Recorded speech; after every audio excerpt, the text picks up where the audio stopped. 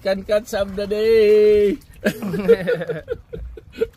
So ayan guys, tapos na ang aming adventure. Nakahuli kami, maliliit lang. Ito ng aking bagong kaibigan, si Lindon. Hello. Dito sa Cagliliog.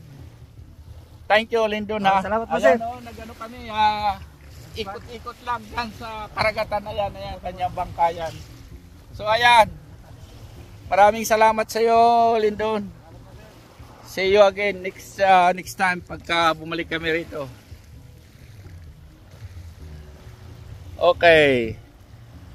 So ayan. Ayan yung aming sinakyan na bangka. Diyan namingwit kami kaso sumabit yung aming bingwit. Wala na kaming pang tingga na pang Kaya umuwi na kami. Nakahuli kami, maliliit lang. So ayan guys, ang aming adventure dito sa Tinambak. Ayan. So ayan na.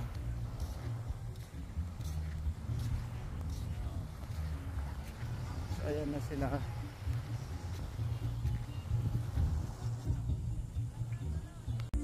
So ayan guys, ito ang aking mga bagong kaibigan dito sa Cagliliog Beach. Si Lindon, si Leo. Pag kayo'y nagpunta rito, pwede nyong hanapin si Lindon. Mayroon siyang bangka. Pwede kayong itor dito sa karagatan na to. Tapos ito naman ang mayari ng beach, cottage. At saka mayroon siyang mga videoke. Pwede nyong i-package ang kanyang cottage at saka videoke. Mura lang maningil ito kasi sa iba dyan. Hanapin nyo lang to. Huwag kayong mag-alala. Okay, maraming salamat at see you again pagbalik ko rito sa Cagliliog. Okay, thank you. Hello, good morning once again.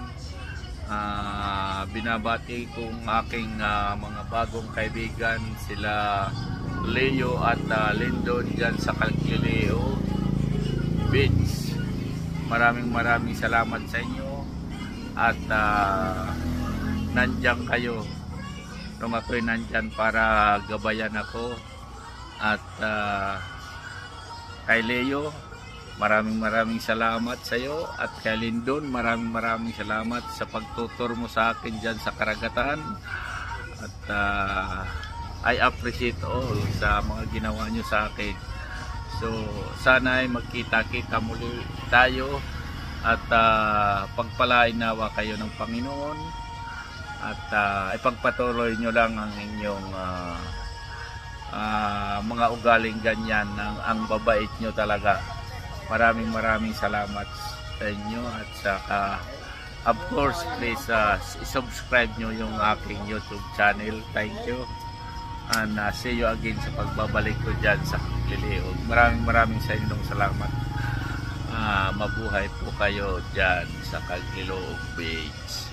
Okay, thank you.